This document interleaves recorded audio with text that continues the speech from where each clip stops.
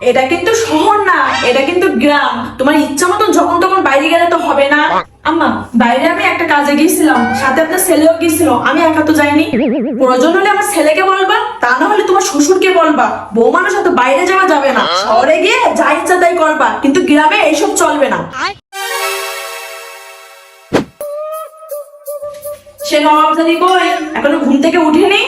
না আম্মা, এখনো উঠেনি। আপু, আপনার কিছু দরকার হলে আমারে বলেন, আমি করে দিচ্ছি।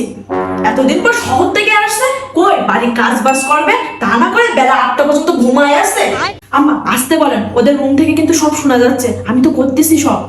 শুনলে শুনুক, আমি কি ওরা খাই নাকি পড়ি, আমার কাছে সব সমান। ও শহরে থাকে বলে কি আমি কি ওর মাথায় তুলে নাচবো নাকি?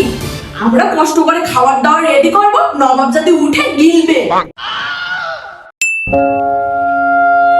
আপু, মন খারাপ করে বসে আছেন কেন? কি হয়েছে?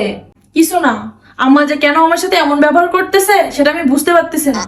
শহর থেকে যখন প্রথম গ্রামে আসছে, কত আদর যত্ন, কত ভালো ব্যবহার করলো, এখন যে হঠাৎ কি হলো এটা বুঝতেছি না। আসলে আপু, তার স্বার্থে টান পড়ছে, এই জন্য সে এমন করতেছে।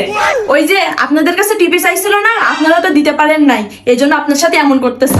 যতক্ষণ দিতে পারছেন ততক্ষণ ভালো ব্যবহার করছে। আপনার সাথে যা ব্যবহার করছে, এর থেকে খারাপ ব্যবহার আমার সাথে করে। আমার সাথে যে ব্যবহারটা করে, এগুলো যদি আপনার সাথে করতো, আপনি সহ্য করতে পারতেন না। যাই হোক, কিছুদিন পর তো চলেই যাবেন, এটা নিয়ে মন খারাপ করেন না।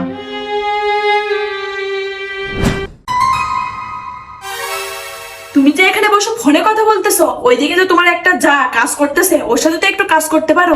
3 বেলা তো কেউ তোমাকে বসে বসে খেতে দিবে না। আমি যখন এই বাড়িতে প্রথম আসছিলাম, আপনি কোনো কাজ করতে দিতেন না, তখন বলতেন শহরের উপর তো কাজ কাম করে খাও, আমার এখানে কোনো কিছু করে তোমাকে খাইতে হবে না।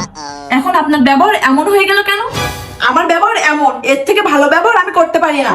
আপনি সব ধরনের ব্যবহার করতে পারেন, এটা তো আমি এই কদিন এসে বুঝছি। হাতে যে টান পড়ছে, আপনার রূপ বদলে গেছে।